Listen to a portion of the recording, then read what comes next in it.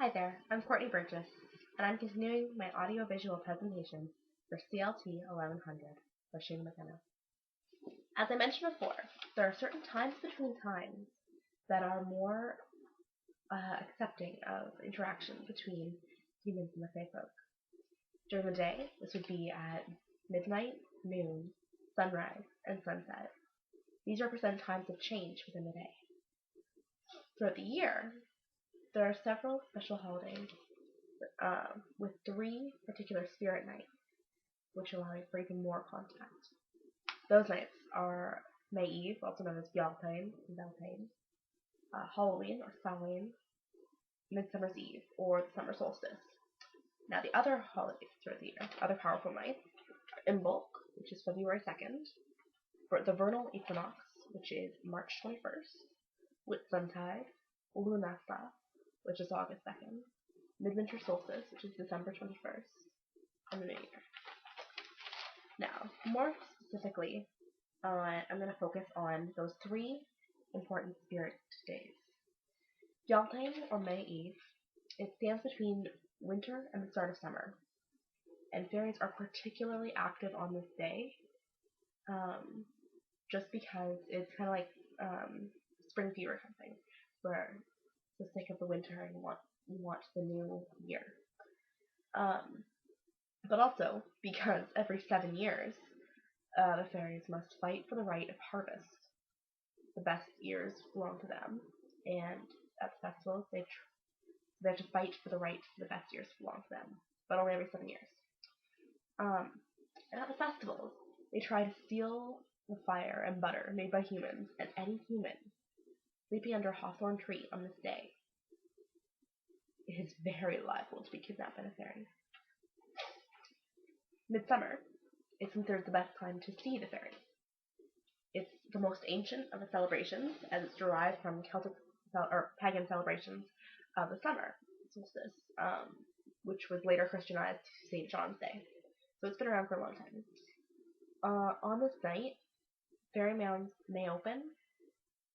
You may see feasting inside. There's often a procession of lights traveling from one hill to another, and that's the fairies visiting each other. And many tricks are played, ranging from harmless, simple little tricks to fatal ones. It's not that they're malicious necessarily, it's that they don't understand the difference between humans and fairies. What would be a funny joke to them is actually quite painful, or even, deadly to us. They often like to steal young brides this day, and selkies, who normally appear as seals, shed their skins to dance and revel on this day. Finally, there is Samhain, which marks the start of winter and negativity, but it's still time for a good party. There's extra powerful as a boundary because it marks the start of a new year in many calendars. Wicked fairies come to prominence, such as the Unseelie Court, and good fairies disappear until Beltane. So it really is the beginning of negativity as they're all gone from this point on. But there's a lot of good stuff in winter too. I'm not arguing that. Anyway, how to contact them. The other world has a habit of breaking through to contact us. It's a matter of whether you're open to it or not. Contact tends to be something that's spontaneous and surprising. You may never even see it coming. And many people can brush it off as coincidence. It never really happened. You don't have any real proofs, whatever. But, as one of my favorite authors says, there is no such thing as coincidence. And it tends to be highly individualized, the contact. Whether you see birds flying, a certain number, a certain type, or even a single bird sitting outside your window every day for a week. That's kind of weird. It could be symbolism in books. You pick up a book, flip to a random page, and notice a phrase that jumps out at you. That could be contact. It's very focused on the individual, not this is a symbol for every single person. Another thing is being becoming fairy-led on journeys, where you're walking and all of a sudden you become very confused and hopelessly lost. But shortly after, you end up where you need to be. It's also a sign from the Fae folk. Now, methods to being contacted include there's a wide variety, and the ones I list are by no means extensive, but does give a good starting place. Witch walks, which is something the author, working with fairies, developed, where you sink into a trance-like state and essentially go where your instinct tells you, go where the fairies lead you. Hollowing the eyes. An ointment is rubbed upon the eyes of newborn fairy babies, and it's often applied by human midwives. And there's many stories of them accidentally getting it in their eyes.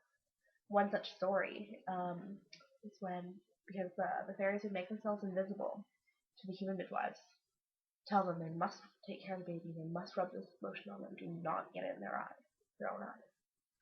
And the midwives, of course, would obey, and they'd go up and just, their eyes itchy, and worried. And then when the parents would come back in, the midwife would start as she could see them.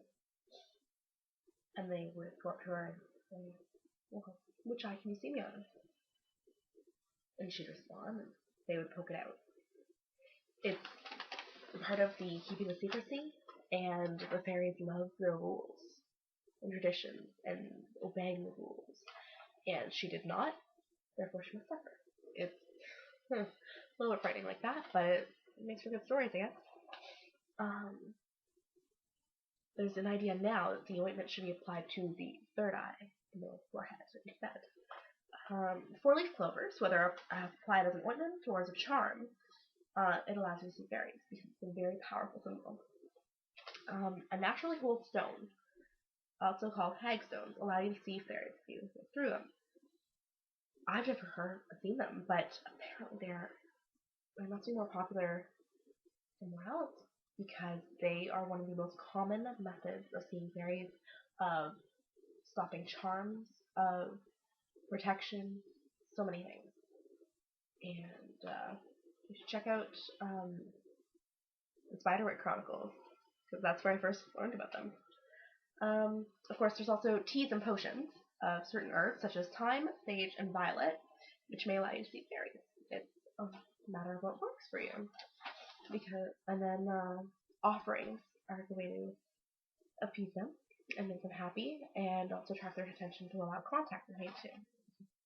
Leaving cream, unpasteurized milk, wine, or fresh bread, or some other type of pure food. Don't leave a Twinkie out for the fairies. They don't want that. Pure, wholesome food. Leaving it out for them. They will eat the essence of it and leave the actual thing, and generally animals might eat it. Humans should not. It would be insulting, and there would be no nutritional value left anyway. And then, as for plants, there's many plants that are tied to fairies, such as cowslips, which unlock fairy mounds, foxgloves attract fairies, heather feeds them, primrose, I've already mentioned this before, it can make the invisible visible, and to eat a primrose is a sure way to see fairies, and it's also very protective from fairies. Reeds are considered the distaff of the fairy woman. Kugel Nambanchi. Violets are associated with twilight. Tea or wine made of violets can facilitate passage to the other realms. As for trees, oak, ash, and thorn are considered the 3 great fairy trees. When they grow together, it is a favorite haunt of the Fae folk. But solitaires on their own, they are also very powerful. As I mentioned before, hawthorns on their own are a path to the fairies. Anyone who sleeps beneath them, particularly on May Eve, can be kidnapped.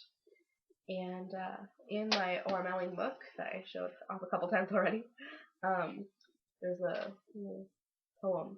Elm do grieve, oak do hate, willow do walk if you travel late. And it changes as it goes on to oak mend. Quite scary stuff. But I'll have to stop for now, and there'll be more in a moment.